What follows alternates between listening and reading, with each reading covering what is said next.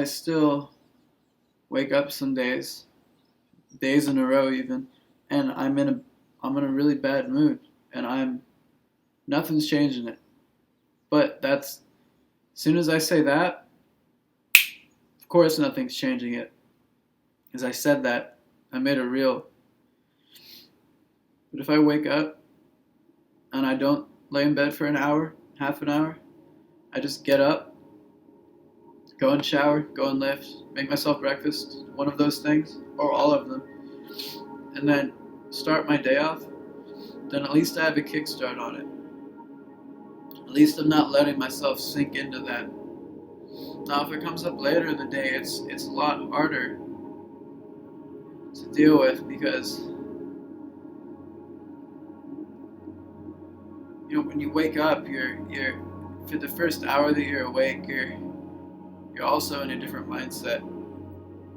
Some say it's even your most creative time of day, but there's just something different about it, and you can be either influenced by something easily, or really that's it, really just influenced by something easily. Like you could go on your phone, you watch a funny video, you might watch like 20 funny videos, and you're laying in bed for an hour and a half, and then you finally get up, and you're like, oh my god, I wasted so much time. And then that's just, you sink down, or you get up, you go lift, you go to the store, you go do something that is going to further you, is going to further something in your life and make things flow for you. You're going to feel better after because you're like, oh, I needed to get that done. I'm glad I got up and did that. And now I can do all this other stuff. And at the end of the day, your day is going to feel twice as long. And you'll probably be kind of shocked because your day will end up seeming a lot longer than it is. And just because you were able to push yourself, you were able to be like, okay, instead of right now making the decision to go on my phone and look at something, I'm gonna get up and I'm gonna go do something. That can be such that there's like a little budge. You're either gonna go and do something or you're gonna resist that. And it's the tiniest little movement that can influence your entire day. It's like if you dropped a pin on a counter, it can be measured in that small of a size. It's not even like it's a big decision, but that's what's scary about it, is that it's so small and so easy of a decision to make that sometimes you don't even think about it. And sometimes it's just like, boom, it's too late, it's done. And you have to live with the decision you made, and you have to realize what you should have done, maybe, or what you actually wanted to be doing with that time, and how you could have done that or applied the time better. And I think my biggest issue is some days I just wake up and, like I said, I'll just lay down. I'll just wake up and be in bed for like an hour or an hour and a half, and then it's like whatever time, it's an hour and a half after you actually woke up, and I get out of bed and I just don't want to do anything. So I've been laying for that long and I haven't made any progress yet, and it just seems inevitable that my entire day is going to be filled with no progress.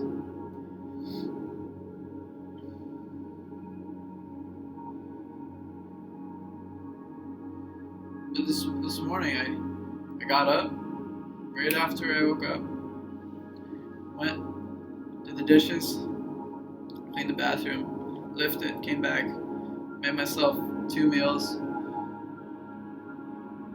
and then I kind of distracted myself because I thought I made enough progress. And that's a whole nother conversation where you think you made enough progress so you get to take a break, but what happens when you don't take those breaks? When you just endlessly make progress? That's where you get some of the most talented people, period.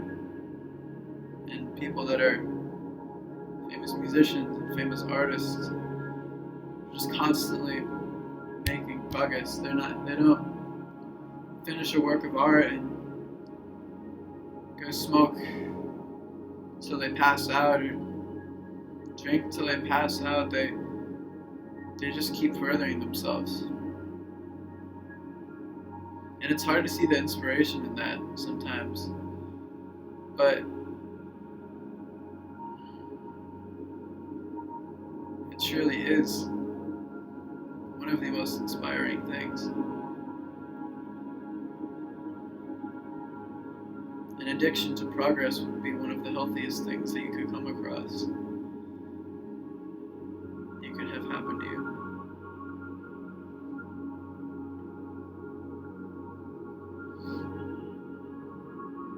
You start pushing away all the things that are distracting, and that when you start thinking about what really, and I mean really matters in your life, and you start to see that a lot of the people in your life might not need to be in your life for where you're trying to go. And that sounds mean, maybe, and cruel, and kind of sad, but you're only here once. And the progress you make is the progress you make. And if you make half of the progress you wanted to make by the end of your life, you're going to be kind of disappointed. If when you died you could watch your life back on a movie, and you had to watch it back continuously, you'd want to love every second of it. You wouldn't want there to be parts where you'd be saying, oh, I wish I'd done that differently. Oh, I wish I'd talked to her. I wish I'd actually told that person how I felt. I wish that I took this risk. I wish I spent this money here and I built this there. Treated these people differently. Tried this. Wish I didn't do that. You're not going to want a bunch of regrets and wishes. If you were to watch your life back, you'd want to love every second of it. Like I said, I mean, I would. Why would you want to watch your life back and be disappointed and see that you could have done more? That's another thing. It's hard to see the inspiration, and sometimes is that exactly like you. Everything you're doing here is done by you, and it's done by no one else, and you are making an impact that no one else is making, whether you like it or not, because you are you, and there's no one else like you. You can either choose to change something, to make a mark on this place that we're living, or you can choose to just blend in. You can choose to kind of be forgotten and not have a notable thing that you significantly changed about the world to better it, to better yourself, even to better our race.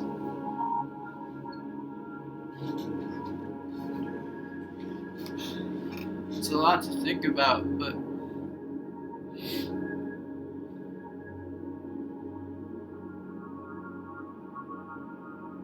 it needs to be thought about.